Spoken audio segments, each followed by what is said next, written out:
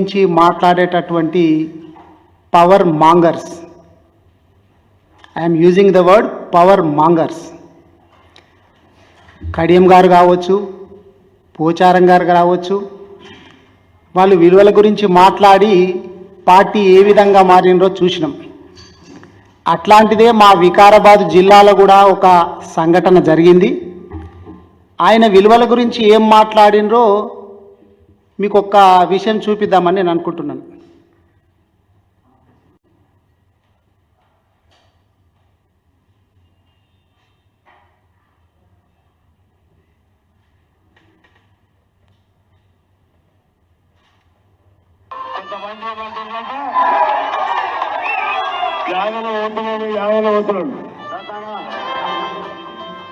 పైసలు లేకపోవచ్చు. ఇవాళ కేసీఆర్ దయ వల్ల 2 సార్లు గెలిచిన, కేసీఆర్ దయ వల్ల రాజశేఖర్ వల్ల 2 సార్లు గెలిచిన. నేను ఏ పార్టీ మారే ప్రసక్తి లేదు. మాకు పైసలు లేవు కానీ విలువలు మాత్రం ఉన్నాయి. ఆ విలువలతో బతకాలనుకుంటున్నాం. ఇవాళ ఉంటాం వస్తాం. ఇవాళ రాజకీయం శాశ్వతం కాదు. ఉన్నది రోజులు ప్రజల కోసం పనిచేయడానికి సిద్ధంగా ఉంటాం. అంతే తప్ప మరి రామన్న యాదవ వస్తున్నారని చెప్తారు, రాజధాని కూడా వచ్చినాం. మేము వచ్చే ప్రసక్తి లేదని చెప్తున్నాం. మా వాళ్ళని అడగని చెప్పిన అందరికీ కూడా చాలా మందికి చెప్తున్నాం, పోవద్దని చెప్తున్నాం. విన్నాం మనం. నా దగ్గర పైసలు లేవు కానీ విలువలు ఉన్నాయి, ఆ విలువలతోటే బతుకుతా అని చెప్పినటువంటి చేవెళ్ళ ఎమ్మెల్యే గారు ఈరోజు పార్టీ మారిండు అంటే మరి ఇప్పుడు విలువలు లేవు అని చెప్పి ఆయన్నే ఒప్పుకుంటున్నట్లా మనం అందరం ఆలోచన చేయాలి. అదేగాక మొన్నటికి మొన్న 3 రోజుల క్రితము వికారాబాదు లోపల జెడ్పీ బిల్డింగు అసంపూర్తిగా ఉన్నటువంటి జెడ్పీ బిల్డింగు ప్రారంభోత్సవం కార్యక్రమంలో ఈయన పాల్గొన్నాడు. సరే పాపం అక్కడ జెడ్పీ చైర్పర్సన్ కావచ్చు, ఇంకోరు ఆ పాలక వర్గము వాళ్ళ పుట్టతిప్పల గురించి వాళ్ళ పేర్లు రావాలా నేమ్ ప్లేట్ మీద అని చెప్పి వాళ్ళు తిప్పల పడతా ఉన్నారు. ఎందుకంటే వారం రోజుల లోపల వాళ్ళ టర్మ్ అయిపోతుంది. నేమ్ ప్లేట్ మీద మా పేరు రావాలని చెప్పి 2 రూములు కట్టి వాళ్ళు ప్రారంభోత్సవం చేస్తే ఈయన అక్కడికి పోయి పార్టీ తరపున ఏదో కొట్లాడుతున్నట్టు బిల్డప్ ఇస్తే రేపు పొద్దుననేమో తెల్లారి పొద్దుననేమో పేపర్లల్లా టీవీలల్లా ఎమ్మెల్యే ఎమ్మెల్సీ మధ్యన వాగ్వివాదం, టీవీలలో పెద్ద చర్చలు. దాన్ని చూసి మా యాదన్న చాలా కొట్లాడుతున్నాడు పార్టీ గురించి అని చెప్పి కార్యకర్తలు యాదన్నకు జరిగినటువంటి అవమానాన్ని ఖండించుడు, అవతల వాళ్ళు క్షమాపణలు చెప్పాలని చెప్పి చెప్పుడు. సీన్ కట్ చేస్తే తెల్లారి పోయి రేవంత్ రెడ్డి గారి సమక్షం లోపల ఢిల్లీ లోపల కండువా మార్చుకున్నాడు. అంటే మిమ్మల్ని నమ్ముకొని ఉన్నటువంటి కార్యకర్తలకు మీరు ఏమి సందేశం ఇవ్వదలుచుకున్నారు? కార్యకర్తలు మీ గురించి కొట్లాడితే వాళ్ళు ఆగం కావడమే కదా. మీరు ఏం చెప్పిండ్రు? కేసీఆర్ గారి దయ వల్ల 2 సార్లు ఎమ్మెల్యే అయినా అని చెప్పిండ్రు. కేసీఆర్ గారు చేవెళ్ళ నియోజకవర్గానికి చాలా నిధులు ఇచ్చిండు. మూసీ నది మీద ఎన్నో సంవత్సరాల నుంచి బ్రిడ్జులు కావాలని చెప్పి నేను గత ప్రభుత్వంలో కాంగ్రెస్ ప్రభుత్వంలో అడిగితే ఇవ్వలేరు, కానీ కేసీఆర్ గారు ఇచ్చిండ్రు అని చెప్పిండ్రు. 111 జీవో నేను రిక్వెస్ట్ చేస్తే కేసీఆర్ గారు తీసేసిండ్రు అని కూడా చెప్పిండ్రు. డెవలప్మెంట్ చాలా అవుతున్నదని చెప్పిండ్రు. మనం కూడా చూస్తున్నాం. కేసీఆర్ గారు వచ్చిన తర్వాత 5 లక్షలకు ఎకరం ఉన్నటువంటి భూమి 50 లక్షలకు పెరిగింది. కానీ ఇప్పుడు ఎక్కడన్నా ట్రాన్సాక్షన్స్ జరుగుతున్నాయా మనం చూస్తున్నాం. మొత్తం రియల్ ఎస్టేట్ అనేటటువంటిది మొత్తం నిద్రావస్థలు ఉన్నది. అమ్మేటోడు లేడు, కొనేటోడు లేడు, ట్రాన్సాక్షన్స్ ఎక్కడ కూడా లేవు. కేసీఆర్ గారు మాకు దేవుడు అని చెప్తిరి.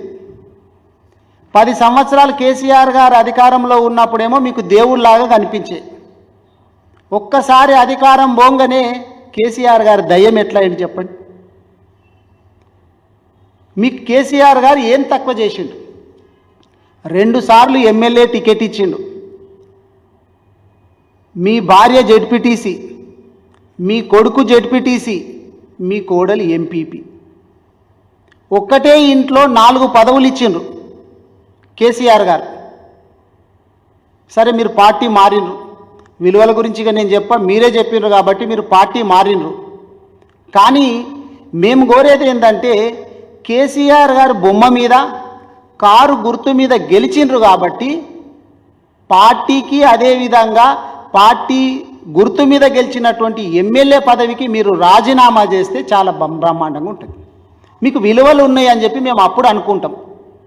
అంతే తప్ప రేవంత్ రెడ్డి గారే చాలా సందర్భాల్లో చెప్పిండ్రు, ఒక గుర్తు మీద గెలిచి ఇంకొక పార్టీలోకి మారితే పిచ్చి కుక్కలను ఎట్లయితే మనం కొట్టి చంపుతాం రాళ్లతోటి అట్లా కొట్టి చంపాలా, ఆ బాధ్యత ముందలుండి నేనే తీసుకుంటానని చెప్పి రేవంత్ రెడ్డి గారు చెప్పిండ్రు.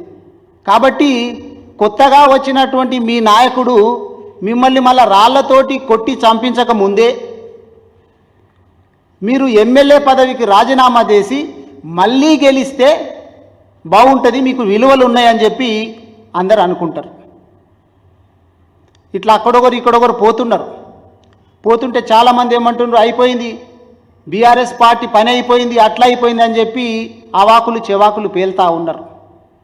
కానీ నేను చెప్పేది ఏంటంటే బీఆర్ఎస్ పార్టీ ఏ నలుగురితోటే ఉన్నటువంటి పార్టీ కాదు. బీఆర్ఎస్ పార్టీ 60 లక్షల మెంబర్షిప్ ఉన్నటువంటి పార్టీ. వీళ్ళు ఒకరిద్దరు పోయినంత మాత్రాన ఏం కాదు, ఎన్నో ఆకులు రాలిపోతుంటాయి. పాత ఆకులు రాలిపోతూ ఉంటే కొత్త ఆకులు చిగురిస్తూ ఉంటాయి. ఈ కాయలు పోతూ ఉంటే కింద ఉన్నటువంటి తల్లివేరు కేసీఆర్ గారు అయితే పిల్లవేర్లలాగా మేము కార్యకర్తలం అందరం కూడా ఉన్నాం. మేము ఖచ్చితంగా తల్లివేరు సాయం కేసీఆర్ గారి సాయం ఆధ్వర్యం లోపల, కేటీఆర్ గారి ఆధ్వర్యం లోపల 100,000 మంది సైనికులను తయారు చేసేటటువంటి బాధ్యత కేసీఆర్ గారు వాళ్ళ ఆధ్వర్యంలో మేము తీసుకుంటాం. మేమందరం కూడా కేసీఆర్ గారు తయారు చేసినటువంటి నాయకులమే. మేము అంతకుముందు రాజకీయాలలో లేదు. కాబట్టి నేను చెప్పదలుచుకున్నది, బీఆర్ఎస్ నాయకులు కార్యకర్తలు మీరెక్కడ కూడా ఆధైర్యపడాల్సినటువంటి అవసరం లేదు. రాబోయేటటువంటి రోజుల లోపల ఖచ్చితంగా మళ్ళా కేసీఆర్ గారు కేటీఆర్ గారు ఆధ్వర్యం లోపల మనం గవర్నమెంట్ ఫామ్ చేస్తాం. అది ఎన్ని రోజులు అని చెప్పి చెప్పలేం, కానీ ఖచ్చితంగా చేస్తాం. పార్టీ మారినటువంటి వాళ్ళను కూడా 3 నెలల లోపల నిర్ణయం తీసుకోవాలా స్పీకర్ గారు అని చెప్పి సుప్రీంకోర్టు గైడ్లైన్స్ ఉన్నాయి. కానీ నేను స్పీకర్ గారికి కూడా అప్పీల్ చేస్తూ ఉన్నా. స్పీకర్ గారు కూడా మా వికారాబాద్ నియోజకవర్గం నుంచే ఉన్నారు. పాపం ఆయన కీలుబొమ్మ లాగున్నాడు, ఏం చేయగలుగుతాడు? ఆయన రేవంత్ రెడ్డి గారు ఏం పని చేయనిస్తలేరు.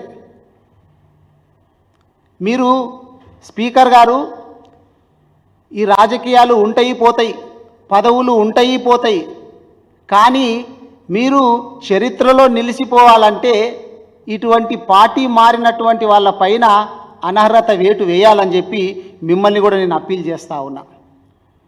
ఎందుకంటే రేవంత్ రెడ్డి గారు ఎందుకు ఇట్లా చేస్తున్నారంటే కేసీఆర్ గారు వేసినటువంటి ముద్రలను చెరిపేయాలా, గుర్తులను తుడిపేయాలనేటటువంటి భావన లోపల రేవంత్ రెడ్డి గారు ఉన్నారు. మా వికారాబాద్ జిల్లానే తీసుకుంటే వికారాబాదు జిల్లా కావాలని చెప్పి 50 సంవత్సరాల నుంచి మేము కొట్లాడుతూ ఉన్నాం. అది కేసీఆర్ గారు చేసినటువంటి జిల్లా. వికారాబాదు జిల్లా వాసులందరికీ కూడా నేను విజ్ఞప్తి చేస్తూ ఉన్నా, మనం అందరం కూడా అప్రమత్తంగా ఉండాలి. జిల్లాలను కుదించాలనేటటువంటి దాంట్లో భాగంగా వికారాబాదు జిల్లాను కూడా తీసేయాలనేటటువంటి ఉద్దేశంతో రేవంత్ రెడ్డి గారు ఉన్నట్లుగా తెలుస్తూ ఉంది. అదే జరిగితే వికారాబాదు గడ్డ ఉద్యమాలకు అడ్డ. మనందరికీ తెలుసు, మరో ఉద్యమము వికారాబాదు నుంచే ప్రారంభిస్తాం. తస్మాత్ జాగ్రత్త అనే విషయాన్ని తెలియజేస్తూ ఉన్నా. అదేవిధంగా కేసీఆర్ గారు మెడికల్ కాలేజ్ ఇచ్చిండ్రు, అక్కడ ఆయన గుర్తే. అది కూడా 100 మంది ఎంబీబీఎస్ స్టూడెంట్స్ ఇప్పుడు చదువుకుంటున్నారు, అది కూడా తుడిపేస్తారా? రైల్వే బ్రిడ్జు ఇప్పుడు ఏదైతే కన్స్ట్రక్షన్ జరుగుతూ ఉన్నదో రైల్వే బ్రిడ్జు వికారాబాదు లోపల 96 కోట్లు కేసీఆర్ గారు శాంక్షన్ చేస్తే అది ఇప్పుడు కన్స్ట్రక్షన్ జరుగుతూ ఉన్నది, అది కూడా తీసేస్తారా? కేసీఆర్ గారు గుర్తులను తీసేసుడు అనేటటువంటిది రేవంత్ రెడ్డి గారి తరం కాదు. అట్లా కేసీఆర్ గారు చేసిన గుర్తులను తీసేయాలంటే మీరు ఊసుంటున్నటువంటి సెక్రటేరియట్ను కూల్చేయాలి, పక్కన అమరవీరుల స్తూపం తీసేయాల, అంబేద్కర్ గారి విగ్రహం తీసేయాల. ఇట్లా చాలా ఉన్నాయి. కేసీఆర్ గారి గుర్తులు తీసేయడం అనేటటువంటి సాధ్యమయ్యేటటువంటి పని కాదు. మీరు మంచి పనులు చేయండి, కేసీఆర్ గారి కంటే ఇంకా మంచి పనులు చేయండి, కానీ మనం చూస్తున్నాం. ఇప్పుడు కరెంటు లేదు అని చెప్తే కూడా ఎక్కడన్నా ఆ ట్విట్టర్లలో పెట్టిన వాళ్ళ మీద కేసులు పెడతా ఉన్నారు. రిపోర్టర్లను కూడా చూడకుండా కేసులు పెడతా ఉన్నారు. పట్టపగలే హత్యలు చేస్తుంటే పట్టించుకునే నాదులు లేడు, విద్యను పట్టించుకునే నాదులు లేడు, విద్యాశాఖ మంత్రి లేడు, ఇప్పటి వరకు హోంశాఖ మంత్రి లేడు. ఇవన్నీ కూడా రేవంత్ రెడ్డి గారి ఆధ్వర్యంలో ఉన్నాయి. రేవంత్ రెడ్డి గారేమో ఢిల్లీలో ఉన్నారు. మనం చూస్తున్నాం, ప్రైవేట్ హాస్పిటల్స్కి పోతున్నారు రేవంత్ రెడ్డి గారు. నేను ఒక డాక్టర్ను. ప్రైవేట్ హాస్పిటల్స్లోకి పోయేటటువంటి రేవంత్ రెడ్డి గారు నేను కోరేది ఏంటంటే, గవర్నమెంట్ హాస్పిటల్స్ అయినటువంటి గాంధీ హాస్పిటల్ కానీ, ఉస్మానియా హాస్పిటల్ కానీ, కరెంటు లేదు అని చెప్పి ఐసీయూలలో ఎన్నో సందర్భాల్లో చూసినటువంటి ఎంజీఎం హాస్పిటల్ని కానీ మీరు ఒక్కసారన్నా విజిట్ చేసిండ్రా? ఒక్కసారన్నా ఈ హాస్పిటల్కు సంబంధించినటువంటి వాటి మీద మీరు రివ్యూ తీసుకున్నారా? అసలు ఇవన్నీ ఎందుకు చేస్తుండ్రు అంటే ప్రజల దృష్టి మరల్చాలా. ఎందుకంటే ఇచ్చిన హామీలు సాధ్యమయ్యేటటువంటి కనిపిస్తలేదు ఎక్కడ కూడా. ప్రజల దృష్టి మరల్చాలా అంటే, ఎందుకంటే ఎక్కడ పోయిన ఇప్పుడు చాలామంది మాకు తులం బంగారం ఇంకెప్పుడు ఇస్తారో, ఎప్పటి నుంచి అని చెప్పి అనౌన్స్ చేస్తారో అనేటటువంటి విషయంతో లగ్గాలు ఆపెట్టుకున్నారంట. తులం బంగారం ఎప్పుడు అనౌన్స్ చేస్తారో అప్పటి నుంచి మేము పెళ్ళిళ్ళు పెట్టుకుంటాం అనేటటువంటి వాళ్ళు కొంతమంది ఉన్నారు. ఈ హామీలన్నీ నెరవేర్చ చేత కావట్లేదు కాబట్టి మీరు దృష్టి మరల్చాలంటే ఏం చేయాలా? కాళేశ్వరం మీద అవినీతి అని ఒకసారి, ఫోన్ ట్యాపింగ్ అని ఒకసారి, ఇట్లా రకరకాలవి చేసుకుంటా నేను కాకతీయ తోరణం తీసేస్తా అని చెప్పి, పెళ్లి పిల్లగాని బాసింగని తీసేస్తా అని చెప్పి, ఇవి కాదు మీరు చేయాల్సినటువంటి పనులు. టీఎస్ లోపలనంట ఎస్ అంటే బీఆర్ఎస్ టీఆర్ఎస్లో ఎస్ ఉంది కాబట్టి నేను ఎస్ తీసేసి టీజీ పెడతా అండి. మరి మీ లెక్క ప్రకారమే చూస్తే కాంగ్రెస్ లోపల కూడా జీ ఉన్నది కదా, అందుకని జీ పెట్టినట్లా? నువ్వు జీ ఎందు గురించి పెట్టినట్లు? ఈ కాకతీయ తోరణం తీసేసినంత మాత్రాన, టీఎస్ తీసేసి టీజీ చేసినంత మాత్రాన ప్రజలకి మన ఉద్యోగాలు వస్తున్నాయా? నిరుద్యోగుల సమస్య తీరుతుందా? అందుకే ఇప్పటికైనా రేవంత్ రెడ్డి గారు ఆలోచన చేయాల, ప్రజలకు ఉపయోగమయ్యేటటువంటి కార్యక్రమాలు చేయాల. పొద్దుందాకా తెల్లందాకా కేసీఆర్ గారి మీద, కేటీఆర్ గారి మీద, బీఆర్ఎస్ పార్టీ మీద ఏడవడమే కాకుండా ప్రజలకు ఉపయోగమయ్యేటటువంటి కార్యక్రమాలు చేయాలి. నేను ఇందాక చెప్పిన ప్రజల దృష్టి మరల్చేటటువంటి కార్యక్రమం చేస్తున్నారు అని. ఎందుకంటే ఇగో ఈ లెటర్ ఉంది ఇక్కడ, మీ ఏఐసీసీ ఇచ్చినటువంటి letter, all India Congress committee ఇచ్చినటువంటి లెటర్ ఇది. ఇది ఎప్పుడో పాత లెటర్ కాదు, జూన్ 19, 2024. ఏమి లెటరు ఇది అంటే press release. Honourable Congress president has conducted the fact finding committees to assess the poor performance of the party in the following states in the recently conducted general elections with immediate effects. అంటే మీ AICC ఏం చేసింది అంటే, మొన్న MP ఎలక్షన్ల లోపల poor performance ఏ స్టేట్లలో ఉందో, ఎందుకట్లా poor performance ఉంది అని కనుక్కోవడం గురించి, నిజానిజాలు తేల్చడం గురించి ఒక కమిటీ వేసింది.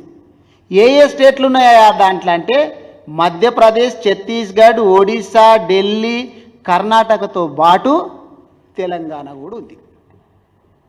మీరేం చెప్పుకొస్తారు? గతంలో ఎంపీ ఎలక్షన్ల లోపల వచ్చేటటువంటి ఫలితాలు మేం చేసేటటువంటి కార్యక్రమాలకు ఇవి సోపానము అంటే, ఇవి ఒక ప్రతిబింబిస్తాయి, మా పర్ఫార్మెన్స్ బాగుంటుందా బాగుండయా ఇవి చెప్తాయి, ఇవి కొలమానము, మెజర్మెంటు అని చెప్పి చెప్పారు.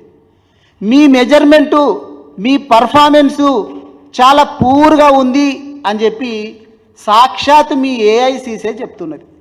అంటే ఇటువంటి వాటి నుంచి దృష్టి మరల్చాలంటే ఏం చేయాలా? ఏదో ఒక కార్యక్రమం చేయాలనేటటువంటి ఉద్దేశంతో మీరు చేస్తూ ఉన్నారు. మీరు చెప్తున్నారు. ఈరోజు ఒక ప్రముఖ పత్రిక లోపల వచ్చింది. ఏమొచ్చింది అంటే, కేసీఆర్ గారికి, బీఆర్ఎస్ పార్టీకి ప్రతిపక్ష హోదా లేకుండా చేస్తా, అది ఆయన టార్గెట్ అంట, రేవంత్ రెడ్డి గారి టార్గెట్. ప్రతిపక్ష హోదా లేకుండా చేస్తా అంటే 26 మంది ఎమ్మెల్యేలను నేను తీసుకుంటా అంటే ప్రజల తరపున పోరాడేటటువంటి వాళ్ళు ఎవరు ఉండకూడదు. ఎందుకంటే ఎక్కడికక్కడ నిలదీస్తున్నారు. ఇప్పుడు ప్రజలు కూడా నిలదీస్తున్నారు, బీఆర్ఎస్ పార్టీ నిలదీస్తున్నది. కాబట్టి ప్రతిపక్షం లేకుండా చేసినట్లయితే మా ఇష్టారాజ్యంతో మేము పాలించుకోవటటువంటి ఉద్దేశంతో రేవంత్ రెడ్డి గారు ఉన్నారు. ఇప్పటికైనా అది మరల్చుకోవాలా, ప్రజలకు ఉపయోగకరమైనటువంటి పనులు చేయాలని చెప్పి కోరుకుంటూ, ముఖ్యంగా చేవెళ్ళ నియోజకవర్గంలోని బీఆర్ఎస్ నాయకులకు, కార్యకర్తలకు, అదేవిధంగా వికారాబాద్ జిల్లాలో ఉన్నటువంటి బీఆర్ఎస్ నాయకులకు, కార్యకర్తలందరికీ కూడా నేను కోరేది ఏంటంటే, మీరెవ్వరు అధైర్యపడాల్సినటువంటి అవసరం లేదు. మీ అందరికీ అండగా మేమున్నాము. మన కేటీఆర్ గారు వర్కింగ్ ప్రెసిడెంట్ ఉన్నారు, మన అధినేత కేసీఆర్ గారు ఉన్నారు. కాబట్టి మనం అందరం కూడా కలిసికట్టుగా పనిచేద్దాం. రాబోయేటటువంటి రోజుల లోపల మనకు ఖచ్చితంగా మంచి రోజులు ఉంటాయని చెప్పి తెలియజేసుకుంటూ సెలవు తీసుకుంటాం.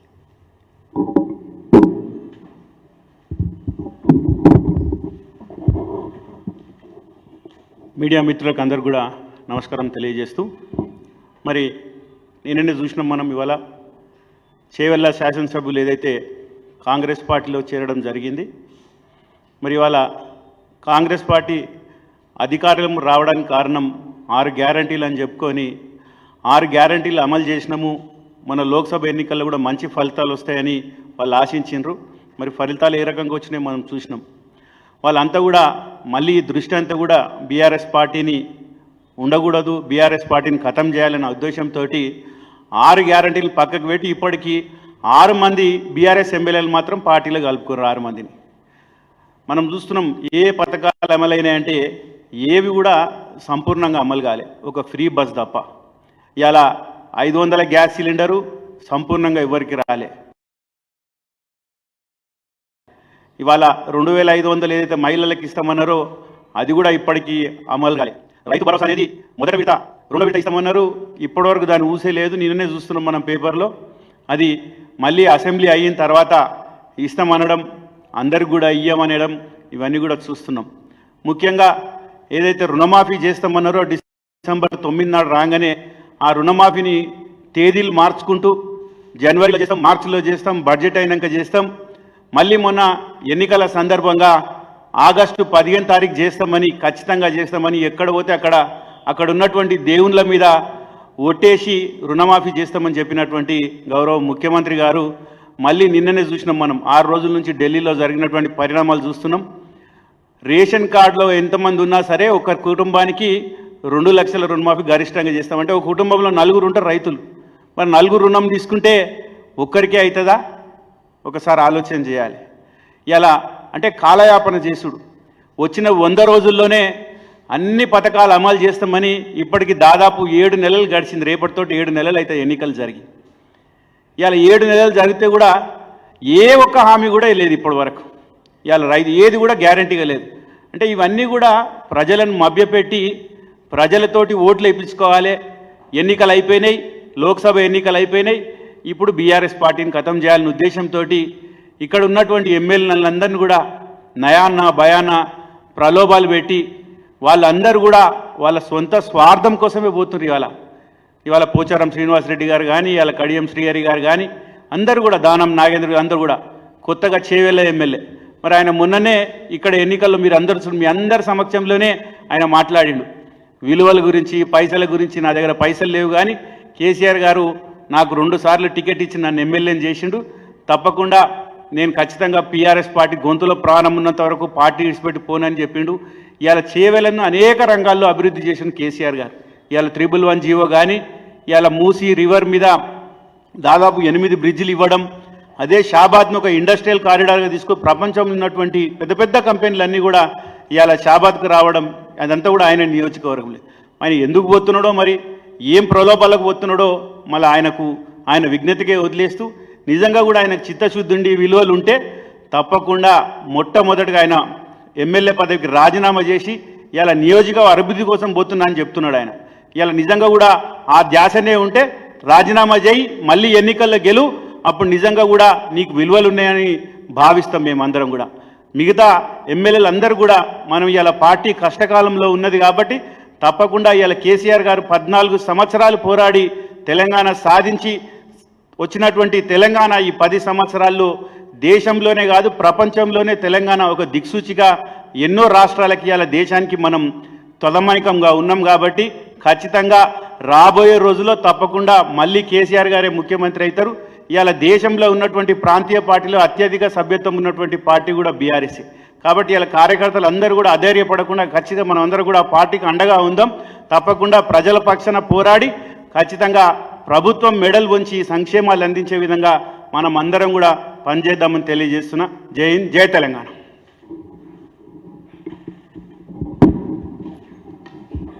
మీడియా మిత్రులకి నమస్కారం. ఈరోజు చేవెళ్ళ ఎమ్మెల్యే కాళే యాదయ్య గారు పార్టీ ఫిరాయించి కాంగ్రెస్ పార్టీలోకి పోవడం అనేది నా మిత్రులు సహచర మాజీ ఎమ్మెల్యేలు చెప్పినట్టుగా తీవ్రంగా ఖండిస్తూ ఉన్నాం. ముఖ్యంగా నేను ఈ విషయం మీద మాట్లాడడం గురించి కొంచెం వివరణ కూడా నేను ఇవ్వాల్సి ఉంటుంది. ఎందుకంటే మాది తాండూరు, పైలట్ రోహిత్ రెడ్డి మా అబ్బాయి. పైలట్ రోహిత్ రెడ్డితో పాటుగా 11 మంది శాసనసభ్యులు, అప్పుడు 12 మంది కాంగ్రెస్ నుంచి బీఆర్ఎస్ పార్టీలోకి వచ్చారు. మరి మీరు మారలేదా అని అంటున్నారు. దెర్ ఈజ్ ఎ డిఫరెన్స్, అది చెప్దామని నేను ఈరోజు వచ్చిన. ఆ రోజు తెలంగాణకు సంబంధించిన అస్తిత్వం మీద దాడి జరుగుతున్న రోజు, ఇప్పటికీ ఈ రోజు కూడా జరుగుతుంది. నిజానికి రేవంత్ రెడ్డి గారు ముఖ్యమంత్రి అయిన తర్వాత తెలంగాణ అస్తిత్వం మీద మరింత ఎక్కువ దాడి జరుగుతూ ఉంది. 2-3 ఉదాహరణలు తీసుకుంటే, ఒకటి అందశ్రీ గీతాన్ని ఎట్లా చేసింది అనేది తెలంగాణ మొత్తం గమనిస్తూ ఉంది. ఈరోజు అందశ్రీ మొన్న ఒక వీడియో పెడితే మొత్తం కామెంట్లలో అన్నీ అందశ్రీని తిడుతూ ఉన్నారు. అదొకటి జరిగింది.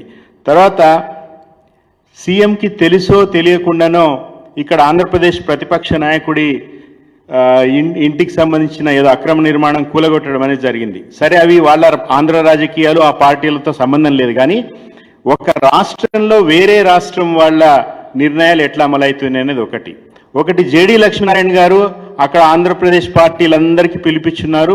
హైదరాబాద్ని మరొక 10 ఏళ్లు పొడిగించాలి ఉమ్మడి రాజధాని. కానీ నిన్నటికి నిన్న ఆంధ్రప్రదేశ్ ముఖ్యమంత్రి చంద్రబాబు నాయుడు గారిని తెలంగాణ గవర్నర్ గారు పోయి కలిసిండ్రు. మొన్న మాదాపూర్లో ఆంధ్రప్రదేశ్లో ఉన్న అన్న క్యాంటీన్లు మాదాపూర్లో ఓపెన్ చేశారు. చంద్రబాబు నాయుడు గారి స్ఫూర్తితో ఇక్కడ మరిన్ని అన్న క్యాంటీన్లు తెరుస్తామని వాళ్ళు చెప్తా ఉన్నారు. ఈ రోజు కూడా తెలంగాణ అస్తిత్వానికి రేవంత్ రెడ్డి నుంచి, చంద్రబాబు నాయుడు నుంచి ప్రమాదం ఉన్నది. కాబట్టే మొట్టమొదటి తెలంగాణ తొలి గవర్నమెంట్నే రేవంత్ రెడ్డి గారు ఆ రోజు కూల్చడం కోసం 50 లక్షలు ఇచ్చి టీవీలలో దొరికిపోయింది ఆయన. తర్వాత ఈ ఎవరైతే బీఆర్ఎస్లోకి వచ్చిండ్రో, ఇంక్లూడింగ్ రోహిత్ రెడ్డి, వాళ్ళు వచ్చిన తర్వాత ఏం జరిగింది అనేది కూడా మనం గమనిస్తే, తాండూరు వరకు తీసుకుంటే 1600 కోట్ల రూపాయలు కేసీఆర్ గారు నిధులు ఇచ్చారు తాండూరుకి. ఈ 5 ఏళ్ల కాలంలో ఆ అభివృద్ధి జరిగింది. రేవంత్ రెడ్డి గారు ఆయన చేరికల గురించి స్వయంగా జీవన్ రెడ్డి గారే మనది. నిజానికి జీవన్ రెడ్డి గారు సరే తర్వాత ఏదో కాంప్రమైజ్, కానీ రాహుల్ గాంధీని కూడా జీవన్ రెడ్డి గారు ప్రశ్నించారు. మీరు పాంచ్ న్యాయ్ అన్నారు, డిఫెక్షన్లను అరికడతామన్నారు. మీ తండ్రి గారు ప్రధానమంత్రిగా ఉన్నప్పుడు రాజీవ్ గాంధీ గారు తీసుకొచ్చిన యాంటీ డిఫెక్షన్ లాకి ఈరోజు తూట్లు పొడుస్తున్నారు. స్టేబుల్ గవర్నమెంట్ ఉంది, ఎందుకు ఫిరాయింపులను ప్రోత్సహిస్తున్నారని అడిగినారు. సో కాబట్టి అన్నీ ఒకటి కాదు. అదే సినిమాలో బాలకృష్ణ అంటాడు కదా, బోత్ ఆర్ నాట్ సేమ్ అని. Both are not same. Telangana రక్షణ కోసం, తెలంగాణ అస్తిత్వం నిలుపుకోవడం కోసం ఆ రోజు ఎమ్మెల్యేలు మారితే, ఈరోజు కాళే యాదయ్య గారు కానీ, పోచారం శ్రీనివాస్ రెడ్డి గారు కానీ, వీళ్ళకి ఏం దొరుకుతుంది, ఏం లభిస్తుంది వాళ్ళకి పర్సనల్గా కానీ, కాన్స్టిట్యున్సీలు కానీ వాళ్ళు ఆలోచించుకోవాలి. నిన్నటికి నిన్న రేవంత్ రెడ్డి గారు ఢిల్లీలో చెప్పారు, కాంగ్రెస్ బీఫామ్ మీద గెలిచిన వాళ్ళకే మంత్రి పదవులు ఇస్తాము, కాంగ్రెస్ బీఫామ్ మీద గెలిచిన వాళ్ళకే నామినేటెడ్ పదవులు ఇస్తాము అని. సో వీళ్ళకు పదవులు రావు, నిధులు ఇచ్చే అవకాశం కూడా లేదు. ఆల్రెడీ రైతు బంధు లాంటివి ఆగిపోయి ఉన్నాయి, అవి జరిగే అవకాశం కూడా లేదు. సో కాబట్టి వీళ్ళందరికీ కూడా మేము ఒకటే హెచ్చరిక కూడా చేస్తూ ఉన్నాం, ప్రజలకు కూడా హెచ్చరిక చేస్తూ ఉన్నాం, ప్రజలకు విజ్ఞప్తి చేస్తూ ఉన్నాం, నాయకులకు హెచ్చరిక చేస్తూ ఉన్నాం. ఈరోజు తెలంగాణని మరింత లోపలికి, మరింత అధ్వాన్న స్థితికి తీసుకెళ్ళడానికి రేవంత్ రెడ్డి కంకణం కట్టుకున్నారు. ఈరోజు ముఖ్యమంత్రి సహా 7 మంత్రులు ఢిల్లీలో ఉన్నారు గత 4-5 రోజులుగా. వీళ్ళు ఎవరినైనా కలిసినరా? తెలంగాణకి ఏమైనా కావాలని కోరానినరా? అక్కడ ఆంధ్రప్రదేశ్ నుంచి పెనుముప్పు ఉంది, మాకు విభజన హామీలు కావాలని కోరినరా? లేదు. వీళ్ళందరూ కూడా పిసిసి అధ్యక్షుని కోసం క్యూలు, వీళ్ళందరూ కూడా నామినేటెడ్ పదవుల కోసం క్యూలు, వీళ్ళందరూ కూడా మంత్రి పదవుల కోసం క్యూలు. గత 6-7 రోజులుగా 7 మంత్రులు, ఒకరు గారు ఇద్దరు కాదు 7 ఢిల్లీలో ఉన్నారు. రాష్ట్రంలో శాంతి భద్రతలు పూర్తిగా విఫలమైన రోడ్ల మీద తన్నుకొని కొట్టుకుని వస్తూ ఉన్నారు. రైతులు గోసపడతా ఉన్నారు. విద్యార్థులను హాస్టళ్లలో విద్యార్థులు విషాహారంతో చనిపోయిన సంఘటనలు 6 జరుగుతూ ఉన్నాయి. మరి ఏం చూసుకుని కాళయ్య యాదయ్య గారు మీరు కాంగ్రెస్ పార్టీలోకి పోయినరు? ఏం జరుగుతుందని పోయినరు? మొన్నటికి మొన్న పార్లమెంట్ ఎలక్షన్లో బీఆర్ఎస్లో అన్ని పదవులు అనుభవించి అన్ని గౌరవాలు అనుభవించే వాళ్ళని చిత్తుగా ఓడించింది మీరు చూసిర్రు.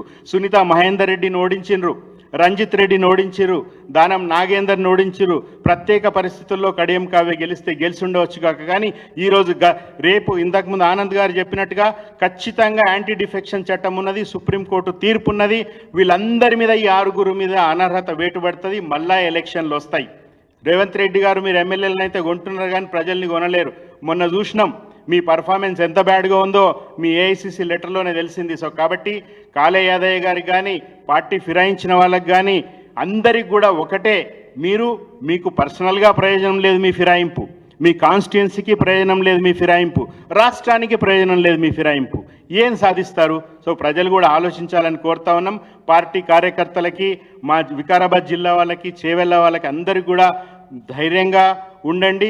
మంచి రోజులు వస్తాయి. ఎందుకంటే బీఆర్ఎస్ పార్టీ మంచి రోజు అంటే తెలంగాణకు మంచి రోజే. కాబట్టి కేసీఆర్ ఆనవాళ్ళు లేకుండా చేయాలనేది ఏంది?